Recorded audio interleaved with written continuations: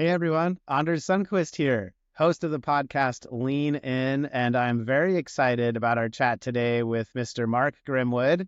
He's a dad, he's a coach. Last but not least, he's SVP of Recruiting for sales at Salesforce.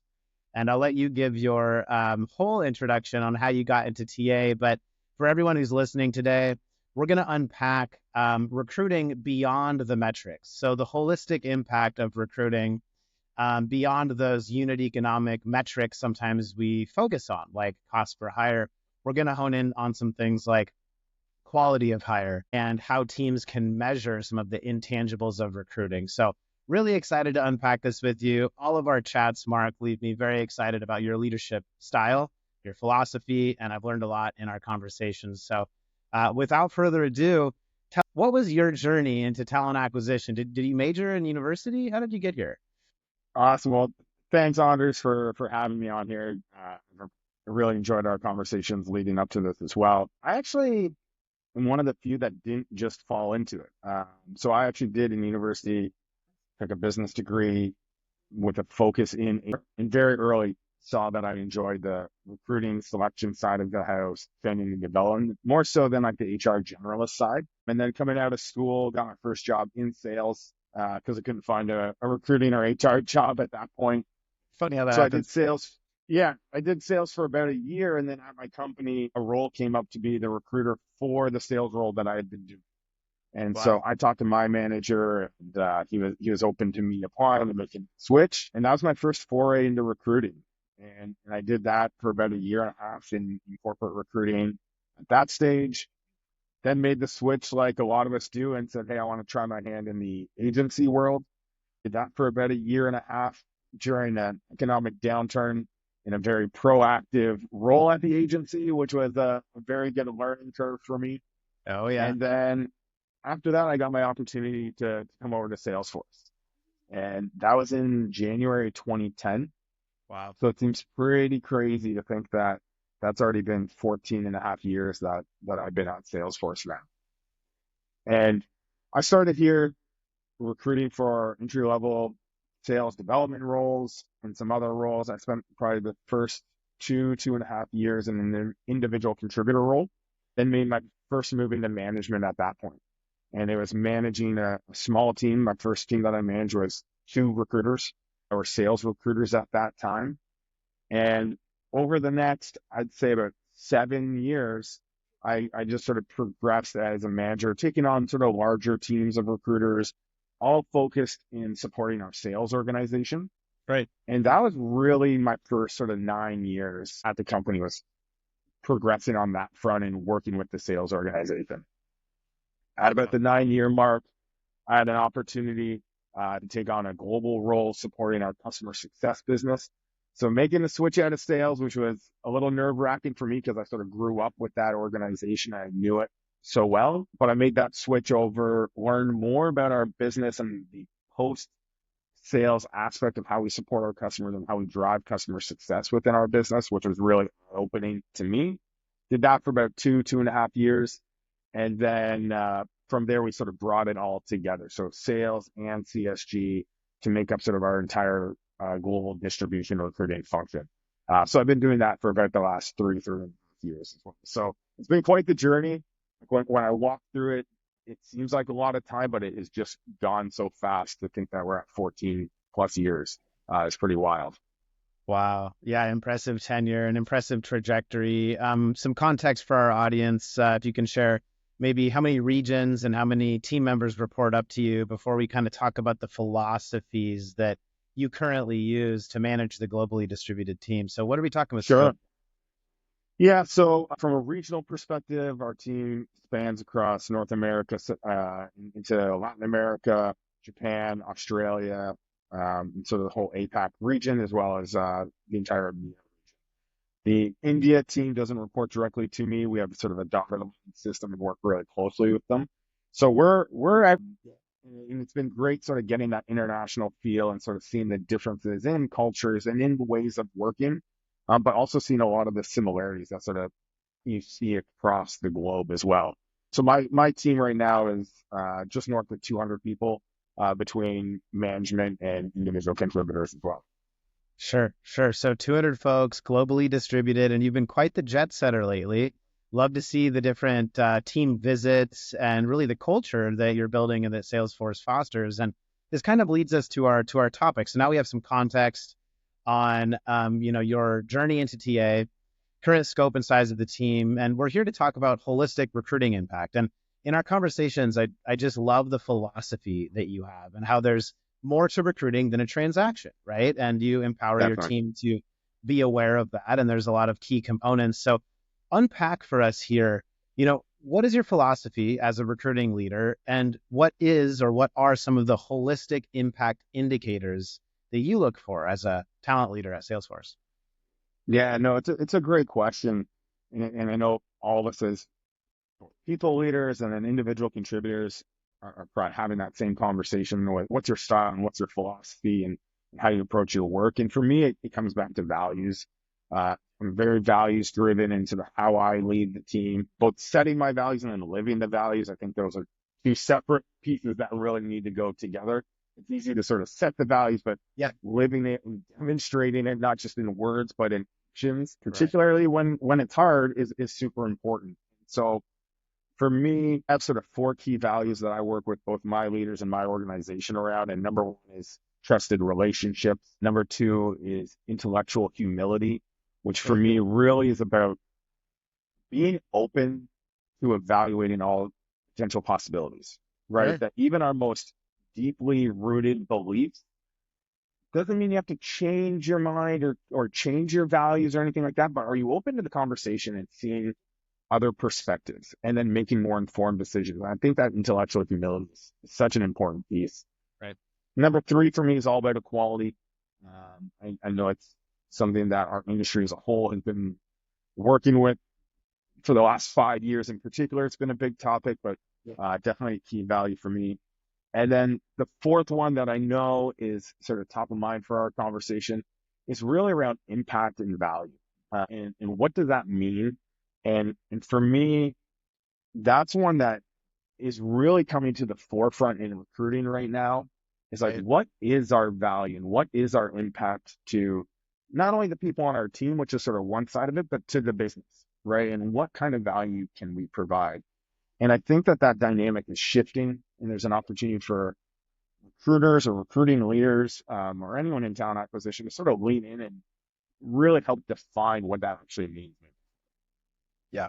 Yeah. I couldn't agree more. Well, thanks for sharing the values. I think that's a key, signal of what a talented leader you are and what you bring to Salesforce in terms of, value. But let's hone in on that last piece. The market is different now than it was during the growth boom of the 100%.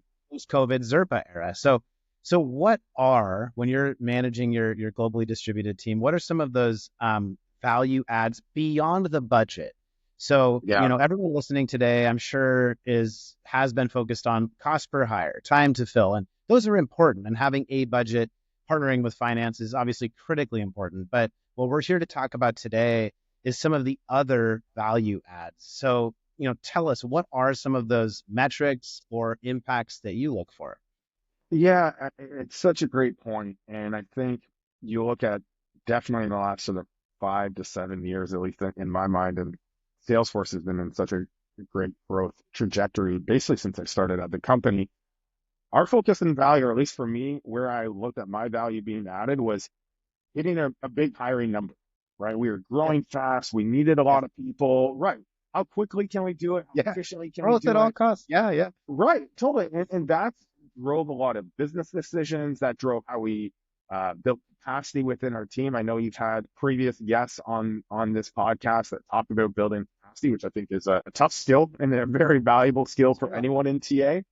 And I think the dynamic is shifting where it's not growth at all costs. That there's a lot of research coming out. I know LinkedIn published some research earlier this year that talked about how quality of hire is number one precedent amongst hiring managers. So if that means that, hey, it might take a little bit longer, it might be a little bit more expensive, but we feel comfortable that we're getting maybe a 10 to 15% uplift in the people that we're bringing in the door, we're Right. willing to we're willing to wait that amount of time, or we're willing to do a little bit more work up front to make sure that we're getting the right hire, because we're not making 1,000 hires anymore. We're making 600 or we're making 500. You know what I mean? So that room for error might be a little bit less. Now, you don't want to sway too far where you're getting into a paralysis where you're not making any decisions. I'm not sort of advocating to that, but it's shifting away from that, hey, we need to hire at all costs. We need to hire within 30 days or something's wrong. It's really digging into, okay, what do you need in your business, right? Like, I think that's where talent acquisition can lean in when we see that shift away from speed of hire or cost of hire and be like, okay, you're saying you want to see a 10 or 15% uplift. Like, what does that mean? Right. And pushing our business leaders. And this is where the shift to skills-based hiring is so Oh, important, yeah. I knew this was right? coming. Exactly. Yes. Totally. And everyone's talking about it. And I think that sometimes it's hard to really articulate the value of why we're doing that. We're sort of saying, hey, it's important to look at skills, but like, why is it important to look at skills? And so talking with the business that we're going to focus on skills because everyone's got training programs and onboarding programs, but where we can provide value is now that we're not hiring the same volume, how can we expedite that onboarding journey, right? And how can recruiting partner with onboarding and training or the business leaders that are then managing these individuals once they come into the organization, and really saying, hey, we're the front door to this, but we need your feedback loop, right, on if these people are doing well or not, and like which skills are standing out versus, hey, maybe we don't need to focus as much on that skill, right? So it's a different conversation, and I think that there's a huge opportunity for TA people, both leaders and individual contributors, to have a different level of conversation with their business partners, whether it's sales or technology partners, to really understand, like, what is the impact of the people that you're hiring? How are they driving our business forward? How are they helping our customers be more successful? And it's a shifting dynamic, and it's a new muscle, right? And I think that's fine. We're not going to be perfect at it, but I think the more we venture into it, the more value we're creating. I think is super important. So what I'm hearing you say, what came up for me was this linear graph, and perhaps time to fill is taking longer, intentionally so. But as we do skills-based interviewing and focus on quality of hire, perhaps the post-hire impact period is shorter.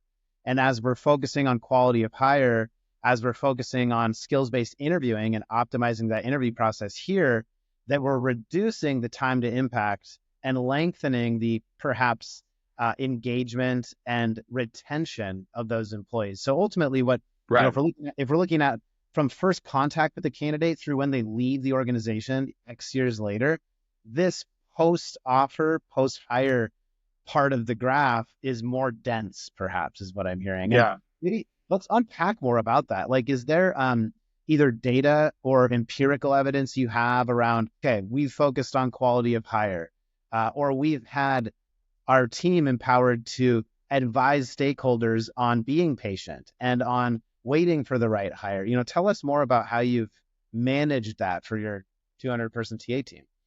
Yeah, and I would say it might take a little longer at first as we make this switch, and then we come back to building efficiencies, right, and speeding it back. So it's not one or the other. It can be an and at some point, but it's like, I think that shift might just take a little bit longer for us to find the right people up front. And I'm hoping I'm answering your question a little bit here, but I think that we need to lean into this conversation because I know quality of hire, everyone does it a little bit differently. Everyone has a different formulas. Totally. And that's fine, right? I don't think that there's necessarily a right or wrong. I know that there's a lot of great vendors out there that you can partner with to establish what quality of hire looks like. That will help you consolidate your data and everything like that. But I think the whole idea behind it is, yes, TA is responsible for bringing people in the door, and that is 100% a main priority. But I think there's also an opportunity for us to lean into the value of, like, what is their success rate at 6 months? What is their success rate at 12 months? What is that feedback loop? And there's very different opinions on how much accountability does recruiting take for that, because a lot happens after they come in the door that we have no control over. Yeah. Totally. But I don't think that there's anything wrong with leaning into that conversation I agree. and taking some ownership over it and saying, hey, I want to know the feedback, right? If you're seeing that at 6 months or 12 months, something's not working. Right. If we had that structured and standardized interviewing process and we are evaluating talent in a way that we can look back at the data and say, okay, they looked great in the interview process.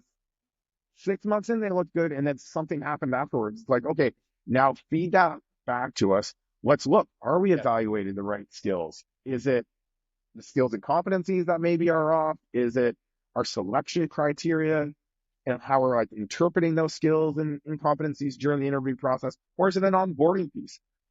There's nothing wrong with TA sort of leaning in to have those conversations and bring those groups together to have a business related conversation. The accountability piece, everyone's going to have to sort of figure that out within their own organization.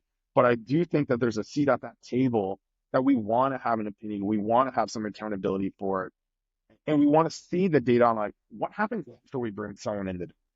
So when you look at what is your personal opinion on quality of hire, what timeline are we talking post-hire that you currently measure that? And maybe just advice for other TA leaders out there on how long post-hire we manage that. Because when I think of a career journey for someone, in sales post-hire, it's often a multi-year, we're hoping a multi-year increasing impact role. And perhaps folks pivot in and out of the role they were hired in. That's where talent management comes in. And maybe there's different career arcs and trajectories. And that's why there's tools and vendors there like Eightfold or Seek Out Grow that help you navigate and manage career paths and increase retention, right? But when we talk about quality of hire, how are you measuring that currently, just regarding to timeline? Yeah, I would say there's sort of a check-in, at least in my opinion, around 6 months. There you go. Right. Yeah. And that's almost like an immediate quality of hire. Like, did we hire the right person? Like if within 6 months, if you don't think that's the right person, like that's a definite quality of hire issue. Yeah. And then sort of checking in at like the 1 year. And then you sort of start to venture into more like quality of performance or like your high performance culture more so than necessarily quality of hire. Yeah. But, and again, I've talked a lot with Michael Fitzsimmons, who's the CEO over at Crosschecks, who does a lot of this like talent intelligence, and they have a great platform to capture a lot of this data.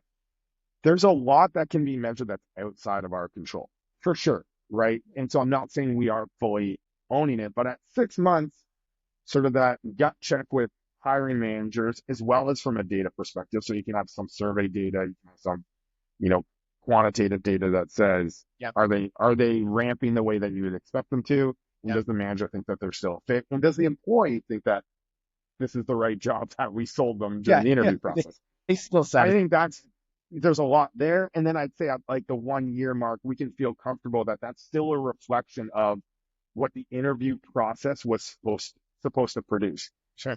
Outside of the 1 year, then you get really into a lot of other details where now they should be fully ramped. Now it comes down to a lot of other components. So like in sales, their territory or who their managers are, or what resources do they have available, all that really kicks in. But that first year, and like, how are they progressing? Are they picking things up?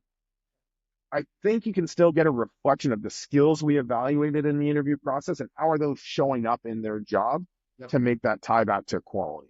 There you go. So we're talking about quality of hire, about a 1 year timeline. And after that, the quality of hire metric might be immeasurable and move towards more performance. So you heard it here. But I think it just to jump in on that, I think it's still important for us to see what that looks like and partner with our business, even though we're not right. We definitely don't want to sign up for anything maybe past 1 year. If that's the decision of your organization, then that makes sense. But you still want to see that trajectory, especially if you're doing both internal and external hiring within your TA function. Right. Right. Because you want to be able to understand what does the career pathing of our individuals look like? Are there areas that people might be hitting roadblocks? And are they hitting roadblocks because they're only looking at candidates in isolation and they're not looking at any of that maybe interview data or that ramping data, some of the things that you actually did contribute to? You might be able to find some other problems that are happening in the business again, you might not be accountable to it, but you are an advisor around everything talent related. Of course. So it's like, how can you lean into that versus, hey, we're only focused on being accountable to people getting in the door. That's one part for sure. How can we show value with just managing talent within the organization? So let's hone in on that piece of the archetype, the persona, when you're looking at the impact during quality of hire and then beyond, and how you might recalibrate, your TA team with what they're looking for in those archetypes. And as we're talking about the skills-based hiring, I want to hone in on this topic because it's hot Sure. right now. I think it's an important topic. How have you recalibrated or optimized the interview process to be focused on skills-based hiring for your sales org? Yeah, well, I think you look at we're sort of fortunate in a sense of if you look back over the last 4 years, there's a lot of examples to sort of draw on. So, for example, we went through a global pandemic, right? Right. So We sure in did. sales, right, that global pandemic had a really big impact on our customers, how our Yeah. customers buy from us, how they manage their budgets, right? It has a big impact then on how our salespeople sell to them, right? And Yeah. how we position our products and how we try to support them in what they're doing. Now, are we then still looking for the same type of account executive or salesperson that we were looking for 4 years ago when budgets were larger and you know what I mean? Sure. And people were maybe willing to take more risks? Probably not. So that's one of those things where it's like markets change. You maybe need to change the profile of the individual Yep. you're looking for. Let's talk about AI, right? If you're Oh, looking in okay. a Yeah. tech Yeah. and product industry, right? So Yeah. if you're looking for someone, an engineer or someone like that to come into your organization, the skill sets have completely changed, Wildly right? different. Of Right. what we're Sure. looking for. Yeah, totally. And the war for talent in that space is going to be unlike anything we've ever seen It's if you're unprecedented. only looking to buy. Like you're going Yeah. to have to build some of that talent for Yep. sure Yep. because it just doesn't exist. And there's so much that's rapidly changing. You need a build and buy model around that. But again, that comes back to like understanding the skills that you're looking for. How are you being flexible with that or Yep. paying attention to quality of hire to see which skills are still relevant or which ones do you maybe need to park a little bit or devalue Yep. because of shifts that are happening with Yep. your customers, with the market. That's the kind of thing that we're at the forefront of that, right? We can Yeah. be going to the business and giving advice and giving them perspective. To do it as they will, right? But it's like that's Yeah. our job as talent advisors to the business in my mind. I think you touched on another hot topic, AI, and I want to unpack this one for the audience here. So let's start with just in general, how do you think AI is impacting TA as an industry? Let's just start. Let's go esoteric. So what's happening since this AI boom? Are we going to be replaced? Are we seeing efficiency increases? Let's talk high level. Yeah, I think much like a lot of other individuals, I don't think we're being replaced by any means. I think that there is an opportunity Sure. for humans working with AI is the future, Right. right? And I think that most people are fairly confident that that's roughly where we're going to land with it all. But I think that one of the things that I'm thinking about with my teams is like, what does that mean? Like that we're working with it. What's the value add? What are sort of some of the challenges with it? And even things like, okay, right now, what I'm seeing from AI and what's really been built is to automate more administrative. I know that there's bigger AI pieces coming and things like that, but like right now, meeting, recaps and Okay. transcribings and things like that. I think that there's a lot of interesting tools that are being created around that are super helpful to take some of that administrative work Yep. away from recruiters or from TA professionals, but that we can work with. But what does that mean, right? So for me, then it's like, okay, if we're taking that work off, how do we then see that as a way to increase the productivity of our individuals without any incremental effort, right? Like Okay. if we're Interesting. assuming that Yeah. our humans Yeah. are Yeah. working at full steam already today, and Yeah. your metric is 10 or 12 or 15 hires a quarter Yeah. previously, how does utilizing AI or having AI in your workflow allow those same people to put in that same amount of effort, and now they're making 17, 19, 21 hires a quarter, Wow. right? That's where I think we Yeah. start to see the value of AI is that it will definitely support us. It'll push us forward, not replace us, because ultimately, like recruiting is a people-oriented business.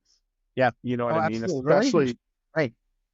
with all their relationships, especially Yeah. if you're looking at passive talent.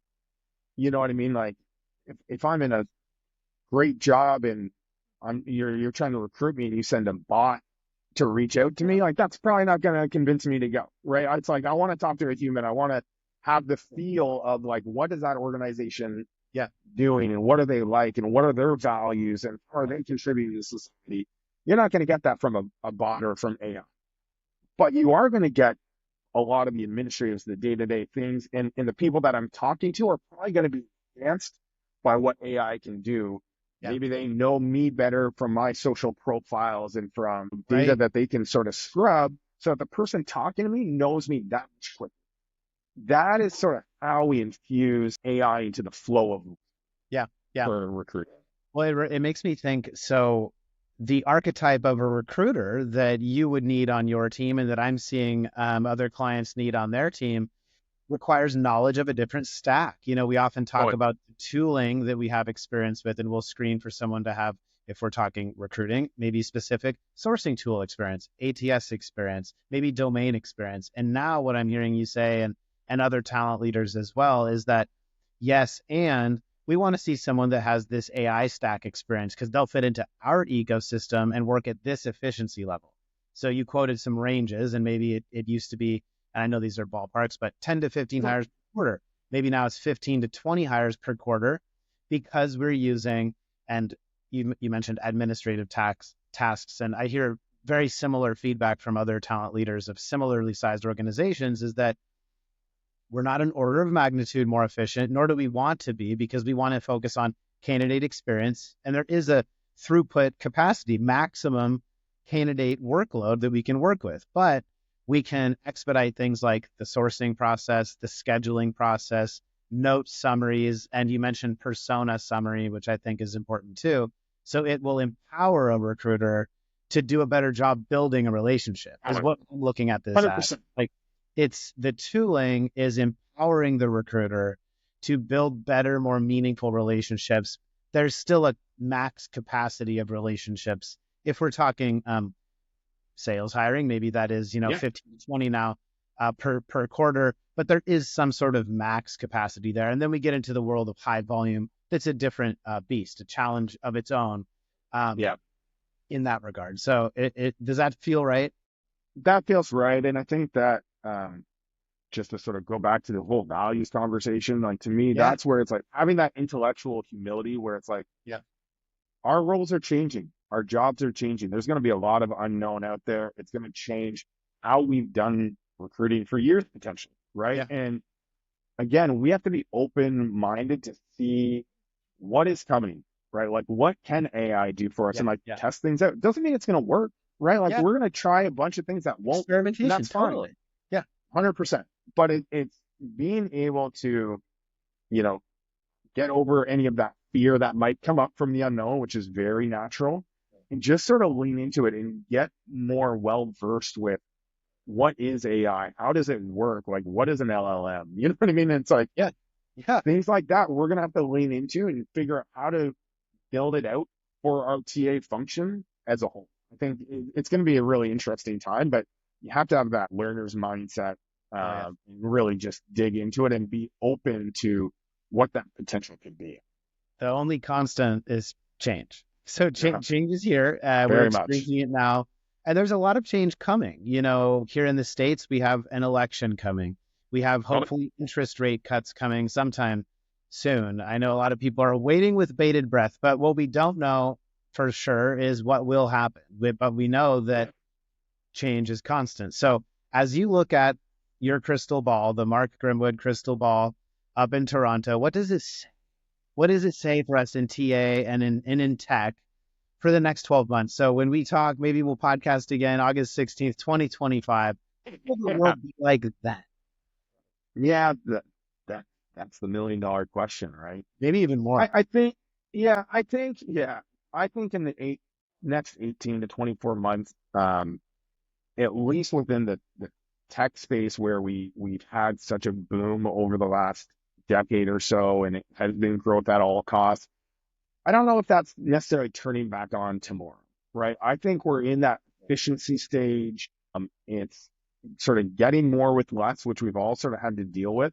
Yep. And so I think that there's like the initial more with less, and then it's like, okay, now let's build that value, right? In every role, not just in TA, everyone's sort of having to figure out, okay, we're getting into our new normal. Like, what does that mean? Where can we provide value to our organization to help our organization from individuals?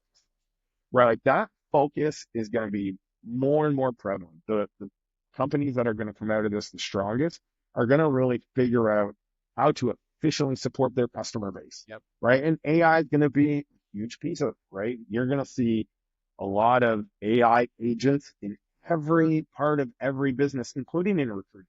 Right, and I think you're going to, over the next 24 months, that's what we're going to have to lean into. I think it's going to be part of our everyday.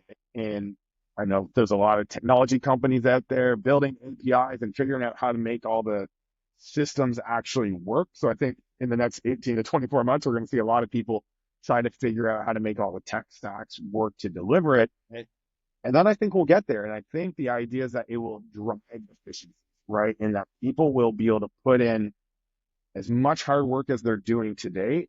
And I think we're going to see that output increase because of the partnership with AI.